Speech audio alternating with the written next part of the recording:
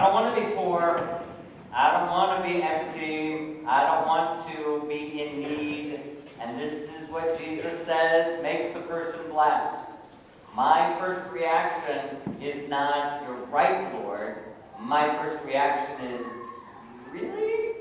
Is that right? Are you sure you got that right? Or did you mix those up? Blessed are you who are weeping. Blessed are you who are empty. Blessed are you who are hungry." All of these blessings that don't sound like blessings at all. And on the other hand, woe to you who are rich. Woe to you who are satisfied. Woe to you who are comfortable. I want those things. I want that kind of life because it makes things easier. It makes things more comfortable. I think it's human nature sometimes, many times, that ultimately we crave those things that are going to create a certain amount of stability.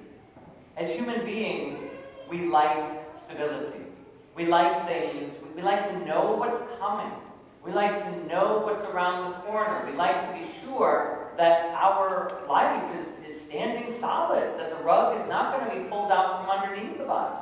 If we're constantly worried, if we're constantly trying to juggle things or balance things, it can be very hard to settle in and to open our hearts up, to open ourselves up to God. And so this is why, in many ways, the words of Christ today are perplexing for us.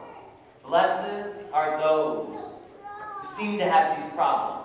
We would call them problems. And woe to those who seem to be doing pretty well here in this world. But we know the Lord isn't mistaken, and we know He's not lying to us. And so we have to enter into that mystery and ask ourselves, why?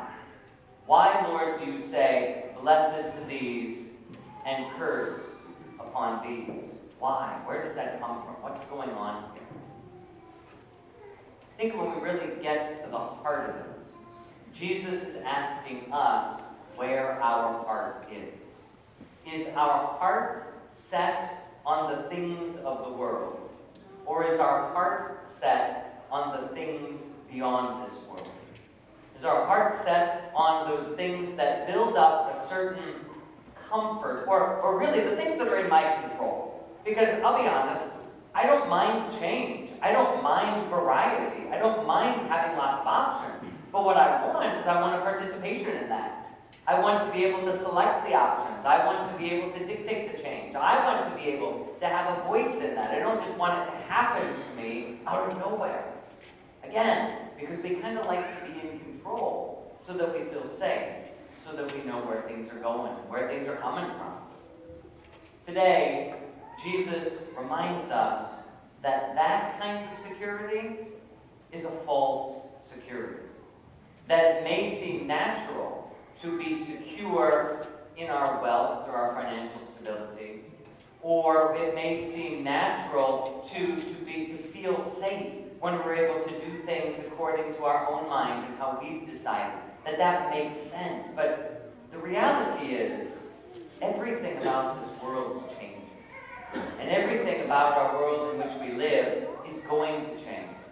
And even our own lives will change. They never remain the same. There is an up and a down. And life really follows a sine wave. There are highs and there are lows. And then there are highs again and there are lows. And that's a natural part of what it means to be alive. That we're going to experience good times. We're going to go through bad times. And in the middle of that all is Jesus Christ. And this is why He, I think, recommends that blessed are those who may find themselves in the trough, who are down in the darkness, who are maybe dealing with a difficulty or a struggle, or being persecuted or maligned or being without, whatever. That He says, blessed to these people, to remind us that there is good even in that. It reminds us that we should give thanks to God not only for the peak moments of our lives, but that we should also give thanks to God for the trough moments of our lives. How many times do we thank God for our struggles? How many times do we thank God for the challenge that comes into our life, or for the difficulty? or the cross, or the burden, or the thing that we didn't choose or never would have asked for. My prayer, that's not my first prayer. My first prayer is, oh Lord, make this go away. Oh Lord, change this. Oh Lord, make it easy and comfortable for me. Rather than to say, Lord, thank you, not necessarily for this bad thing, but thank you for the grace that you pour into it. That even in the trough, in the low parts of our lives, God is still present there. And I think we forget that sometimes. And that's where we find blessing. God is there, and God is here. God is in the highs, and God is in the lows. Because as life does this, Christ does this.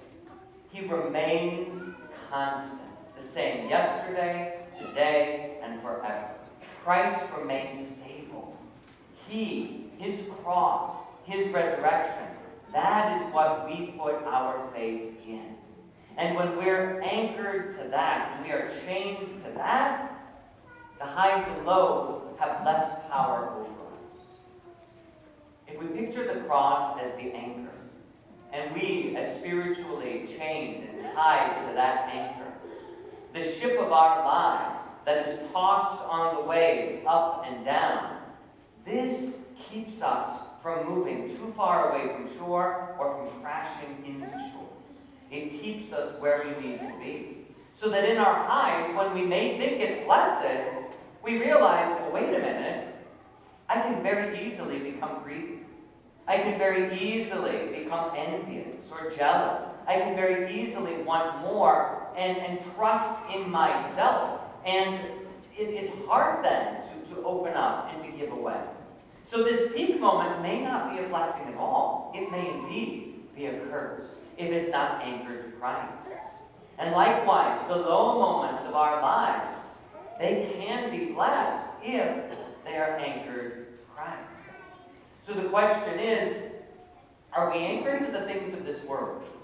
Do I trust in fortune and fame and ability, power? Do I trust in that? Because that will change. Or do I trust in the thing that will not change? The person who will not change, Jesus Christ. That's ultimately where the source of blessing is. Am I joined to Jesus Christ? Ultimately, the human being is a spiritual animal.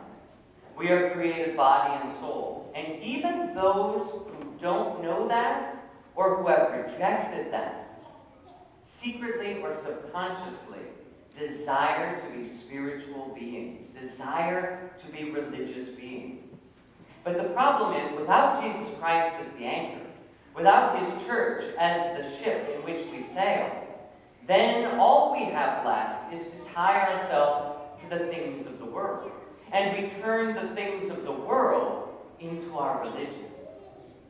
Just take a look even at the state. How many people, how many states have modeled themselves after religion? July 4th is our Pentecost, the day when the nation was born. This weekend, tomorrow, President's Day, we celebrate a holiday, one of our holy days, and we honor our saints, Washington and Lincoln. We honored Saint Martin Luther King Jr. last month, and others throughout the year. Memorial Day will be our All Souls Day. We keep these holidays as our holy days. We have our sacred texts, and we argue about how they are interpreted, how to read the Constitution, how to interpret this sacred text. We have our relics, the Liberty Bell, Independence Hall.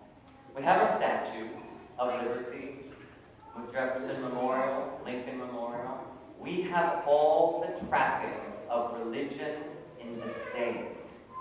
But the state is passing away. There is no government, there is no state that will last forever. And I think this is why there is great turmoil, because there is change. How many times do we turn on the news? I don't know if there's ever a day when I turn on the news and they aren't saying, breaking, crisis, things happening that will change your life forever. Everything is in turmoil.